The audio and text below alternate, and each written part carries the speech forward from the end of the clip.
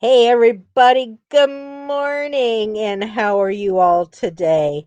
It's Sunday, and I'm just sitting back here and relaxing a little bit, but my brain never stops.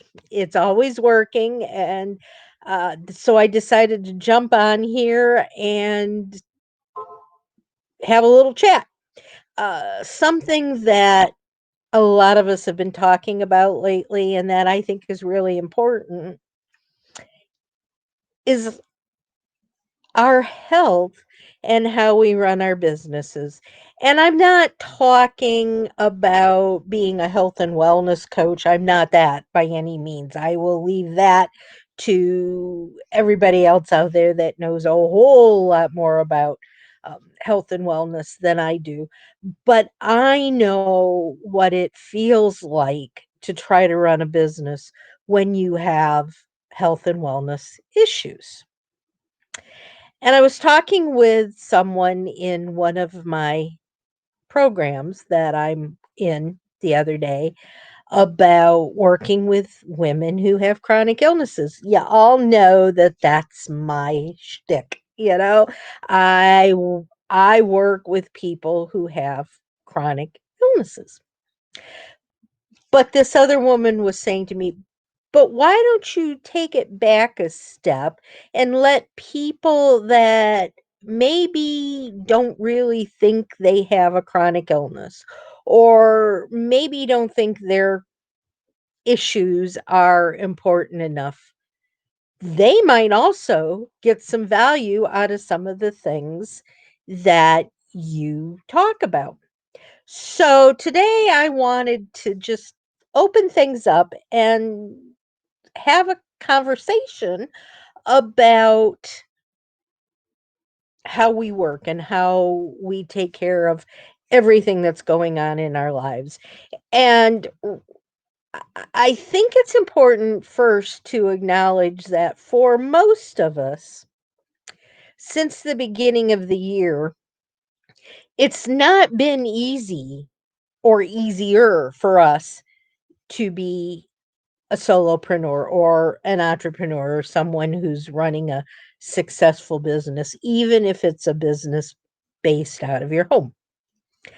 Because not only have we been stuck at home, but for many of us, we've been trying to take care of the family, teach the kids their school lessons because they're not off to school for 8 hours a day, run the business, have some time with your significant other, have some peace and quiet. And all of that put together is hard and exhausting. And our aches and our pains and our headaches. Who here has migraines all the time? Thank goodness I don't have normal migraines, but I do have what are called ocular migraines. And what an ocular migraine is, it's when it starts out as a teeny tiny little spot of blinding bright light in a corner of one or the other of my eyes. And over a 17-minute time frame, this blinding light gets bigger and bigger and bigger, and all of these colors start jumping into it and looks like lightning bolts. And before long, the entire eye is covered with this, and I'm completely blind. Then, as soon as it gets to the entire width and height of my eye, it starts to get smaller and smaller and smaller, and it's moving off in the opposite direction. And finally, 17 minutes later, it's gone.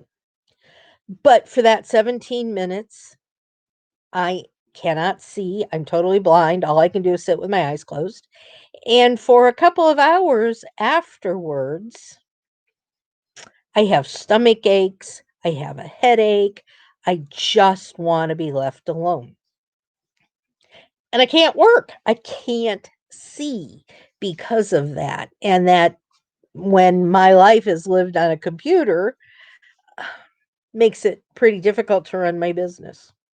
And I know that when other people have regular migraines, it can go for days where you just can't stand noise, light, sound, anything. You just have to be in the dark and left alone. There are people out there that get really bad allergies. I get them too. And when your allergies are kicking up, like with pollen or when the leaves are first coming out in the spring, you're sneezing, you're coughing, you feel miserable. And everybody right now is running around going, "Oh, you've got COVID, you've got COVID." When no, I've got allergies. But that makes it very difficult to have conversations, to do work, to concentrate, and once again, you just want to go to bed. But because we continue to think of ourselves as being business owners and that we have things we have to do and promises we've made that we have to keep, all of these things, we feel guilty if we're not doing those things. We continue to work to the best of our ability, don't we? Does any of this sound like something that you do? I know for the longest time, I just pushed ahead and pushed ahead and pushed ahead. And then what happens? You work and you work and you work, and eventually everything just falls through. You do get sick. You do get to the point where you can't lift your head off of the pillow and you just want to pull the covers up over and sleep for a day. I'm at that point today. I haven't had sleep in 2 nights. I'm exhausted today. And I really shouldn't be doing this, but right now is the perfect time to do it because I'm feeling everything I'm talking to you guys about. So, does it make sense for us to continue to push, to continue to work? Yeah, sometimes we have to. If we have absolutely unbending deadlines, that may be a time that we have to push through.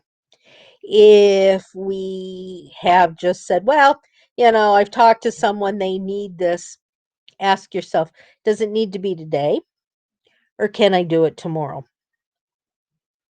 If the answer really and truly is, I'll do a better job, it'll be more coherent, more clear, a better job altogether if I do it when I'm feeling better, then put it off until tomorrow. It's not life and death. Give yourself the freedom and the grace to say, I am going to do this later when I feel better. Because if you don't, in the long run, you're hurting yourself, your health, you're hurting your business because you're going to give people subpar work and they're going to say, I don't want this. And that throws your business that you've worked so hard for right down the tubes. And so you've got to realize that there are consequences of, as I said in the description, working like it's 1999.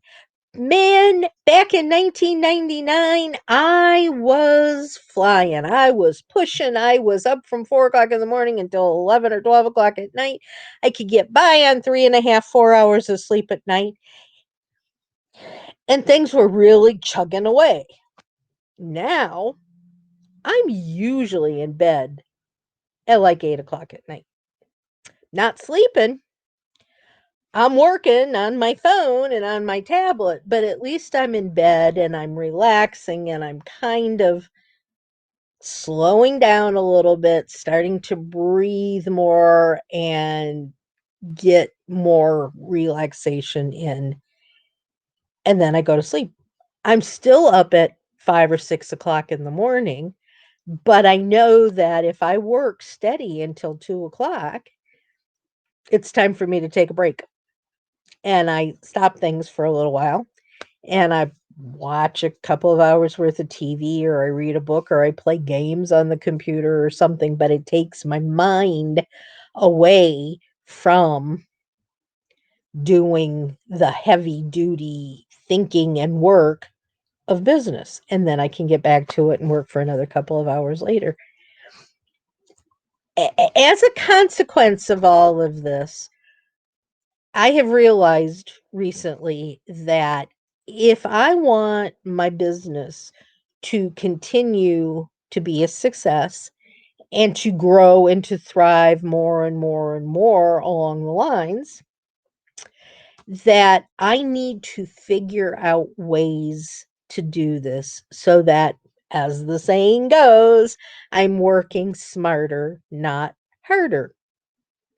So I've put together a small ebook called Five Tools to Make Your Business Better, or something like that. I can't remember the name of it, guys, but that's what it does. And in that ebook, it talks about five different things, tools, pieces of software, widgets, different things like that, that I have found and have put to use in my business that have made a world of benefit to me.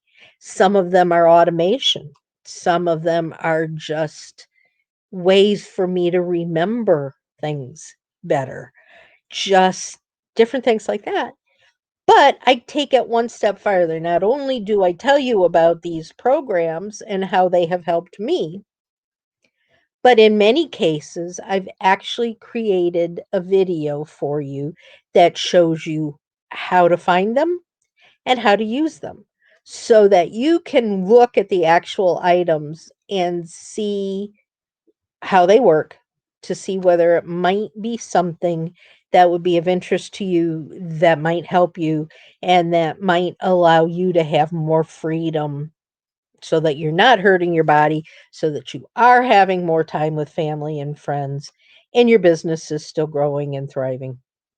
If you're interested in getting a copy of that, let me know, and I will send you a link to the ebook so that you can download it and have a copy for yourself.